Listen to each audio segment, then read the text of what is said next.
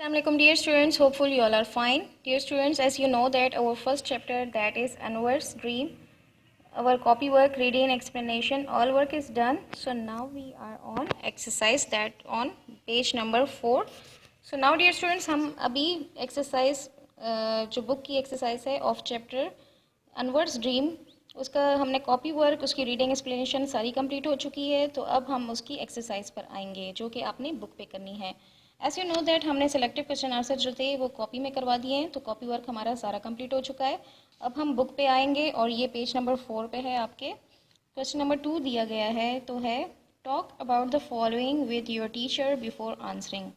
Dear students, यहाँ पर हमें कुछ क्वेश्चन दिए गए हैं जिनके आंसर्स हमने बुक पे ही मेंशन करने हैं. ये जितना भी काम आज आपको बताया जा रहा है ये बुक एक्सरसाइज और ये बुक एक्सरसाइज बुक पे ही करनी है, इसको आपने कॉपी में मेंशन नहीं करना.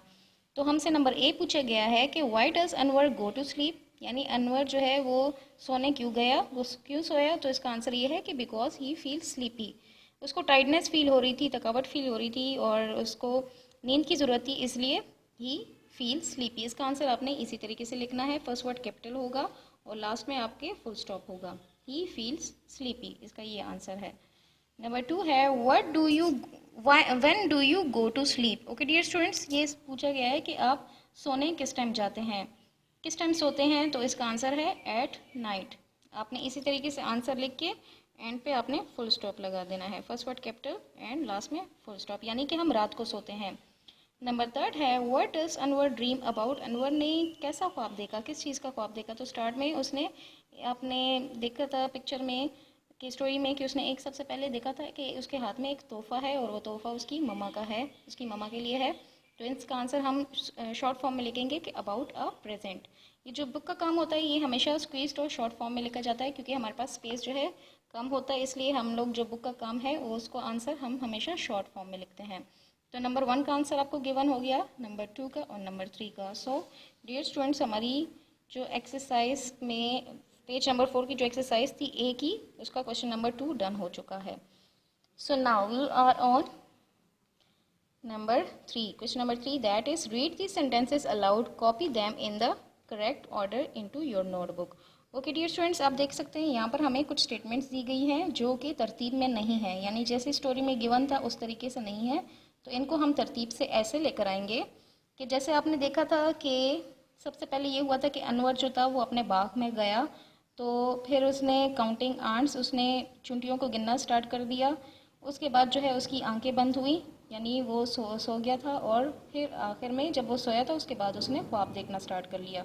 तो इसको आप नंबरिंग देंगे. नंबर सी को आप नंबर 1 देंगे, इसी तरीके से नंबर बी का जो था वो उसके बाद 2 नंबर देंगे, और नंबर ए को आप 3 और नंबर डी को आप 4. तो ये हो गया हमारी तरतीब से हमने इसको अरेंज कर दिया है कि स्टोरी किस तरीके से बनी थी.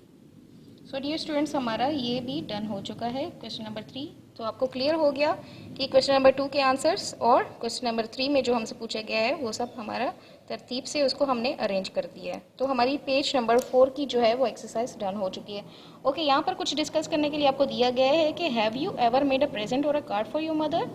What was the present and what did the card say. Dear students, क्या आपने कभी अपनी मदर के लिए कोई गिफ्ट, तोहफा या कभी कोई कार्ड बनाया है. तो इसका आंसर आप लोग देंगे. और वो जो प्रेजेंट था, गिफ्ट था, तो वो किस टाइप का था. इसके आंसर्स मुख्तलिफ हो सकते हैं, इसलिए हम इसको मेंशन यहाँ पर किसी डिटेल में रिटर्न फॉर्म में हम इसको नहीं लिखेंगे.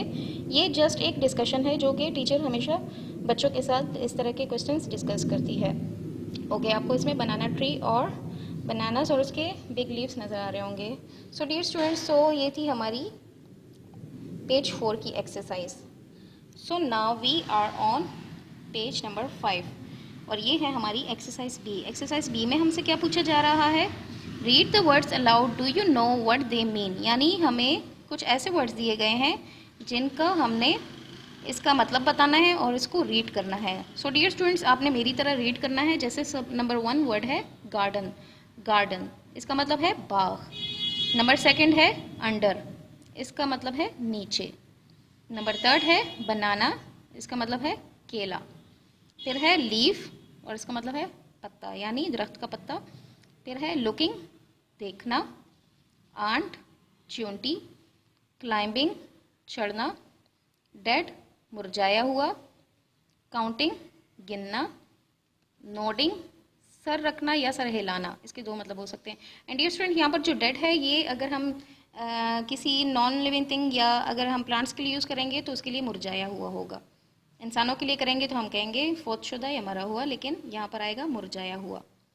क्लोजिंग बंद करना, आई आँख, थिंकिंग सोचना, स्लीपिंग सोना, ड्रीम ख्वाब, प्रेजेंट तोहफा, मदर माँ, ब्रांच टहनी, चॉपिंग काटना, एक्स कुल्हाड़ी, फॉल्स गिरना, शाउट्स चिल्लाना, वेक्स जागना, बाइटिंग काटना और डांस रक्स करना या नाचना। सो डियर स्टूडेंट्स, ये मैंने वर्ड्स आपको इनकी रीडिंग करवा दी है, इनको प्रोनाउंस कर दिया है और उसके मीनिंग्स भी आपको नज़र आ रहे हैं। इसी तरीके से आप इसकी मीनिंग्स लिख सकते हैं ताकि आपको ये वर्ड्स